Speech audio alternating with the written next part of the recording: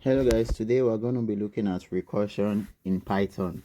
So yeah, recursion is basically when a function calls itself. So you have the function calling itself inside the definition of the function. So that's recursion. So in order to properly understand recursion, we have to understand the skeleton of recursion.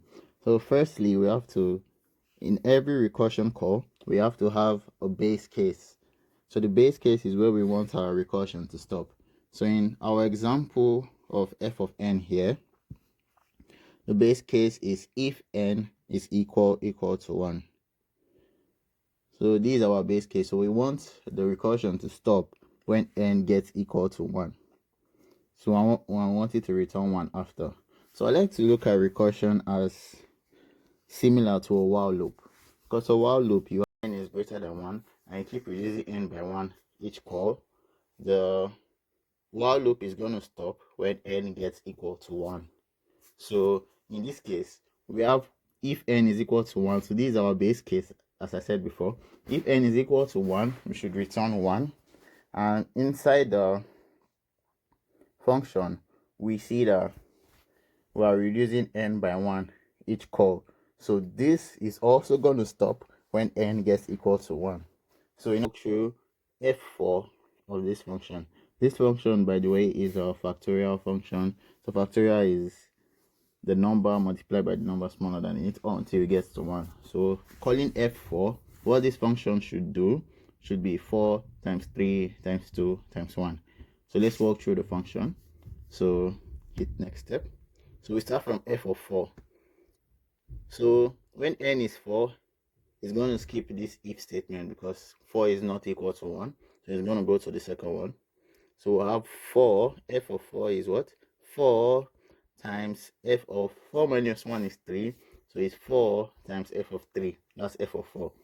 So we can't really get a correct answer for this because we do not know what f of 3 is.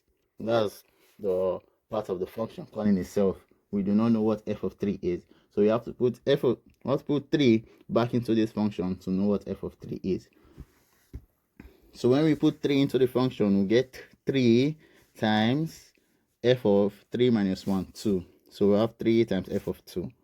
We also do not know what f of 2 is, so we have to put 2 back into the function. So it's going to keep going like that. Put 2 in the function, we get 2 times f of 1. That's f of 2 minus 1.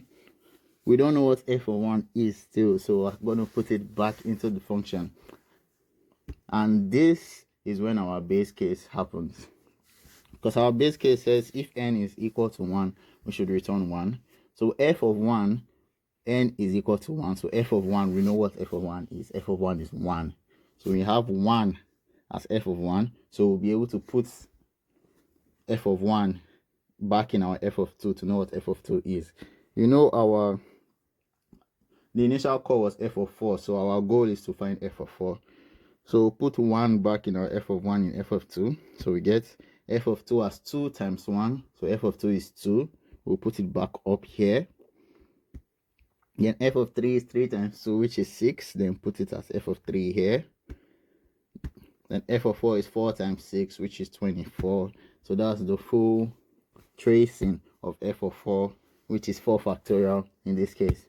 So I hope this was a help to you. You probably...